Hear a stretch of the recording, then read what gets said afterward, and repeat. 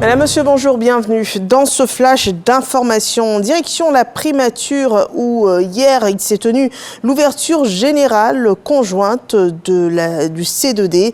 La France et la Côte d'Ivoire, dans le cadre de la coopération bilatérale, ont fait du C2D un outil de renforcement et de développement à Abidjan. Les deux parties prenantes auront à réfléchir durant 4 jours sur les bilans des différents contrats de désendettement et de développement.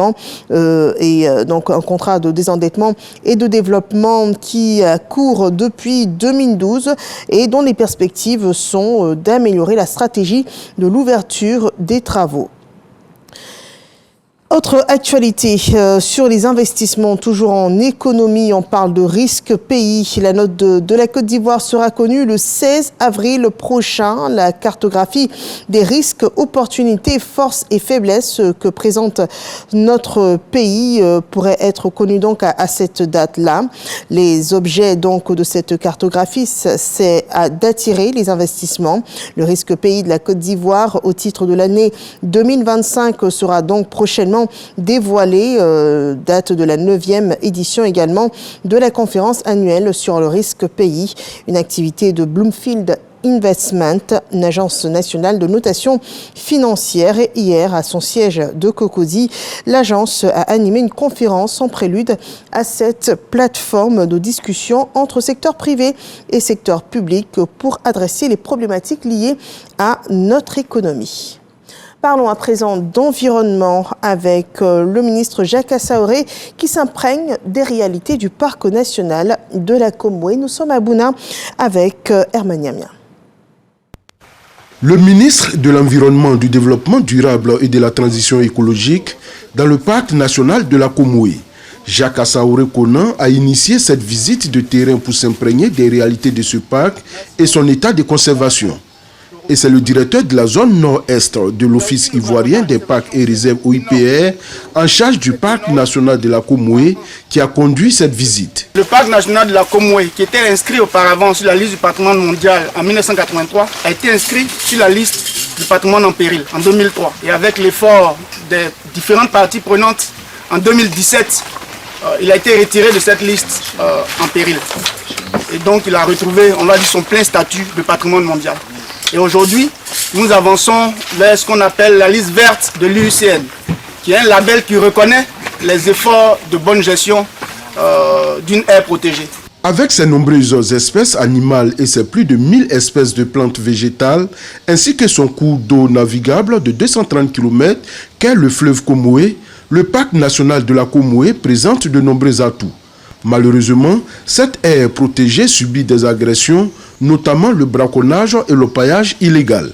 Le colonel Roger Yao a saisi l'occasion pour expliquer au ministre de l'Environnement le plan stratégique de lutte contre ces agressions. Nous disposons particulièrement de 2 ULM, des avions ultra-légers motorisés, biplaces, qui permettent donc de faire la surveillance aérienne de tout l'espace. Nous avons également des drones, on a 3 drones et nous sommes dans le processus d'acquisition d'un plus grand avec une autonomie un peu plus large. À l'issue de cette visite, le ministre de l'Environnement, du Développement durable et de la Transition écologique s'est réjoui du travail abattu par ses collaborateurs avant de s'engager à les soutenir dans leur mission. Notre pays a perdu 80 à 90% de son couvert forestier depuis les indépendances. L'État a pris l'engagement de reconstituer 20% de ce couvert forestier d'ici 2030. Et les parcs qui constituent aujourd'hui 7% de la superficie globale du pays, contribuent à l'atteinte de ces objectifs. Donc je suis venu regarder l'état de ce parc, encourager les collaborateurs qui contribuent à sa préservation et ensemble voir quels sont les défis qu'il y a à relever pour que nous puissions continuer à assurer cette préservation qui contribue, comme je l'ai dit, à la reconstitution de nos couverts forestiers. Jacques Assaoré Konan a indiqué que tout sera mis en œuvre pour développer l'écotourisme qui permettra de valoriser et de préserver ce parc qui est le plus grand du pays avec sa superficie d'1 149 000 hectares.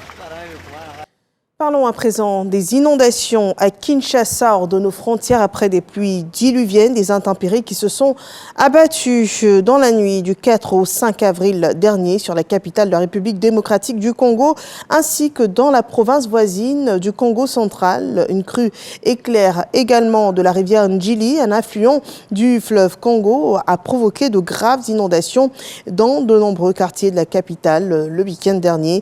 Le bilan est au moins de 30 morts et d'énormes dégâts selon les autorités. Les victimes seraient mortes noyées ou bien tuées dans l'effondrement des murs de leur maison.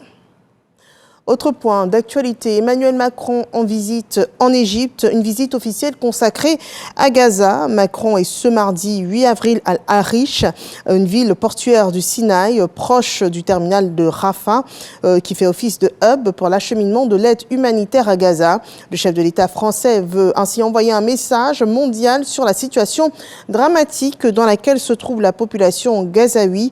Hier, le président Macron a rencontré au Caire son homologue égyptien Abdel Fattah al-Sisi, mais aussi le roi de Jordanie Abdallah II sur la guerre à Gaza et son plan de reconstruction. Il a apporté son soutien au plan arabe pour Gaza et rejeté tout futur rôle du Hamas dans le territoire palestinien. Il s'est aussi fermement opposé au déplacement des populations gazaouis, comme le dit le projet du président Donald Trump.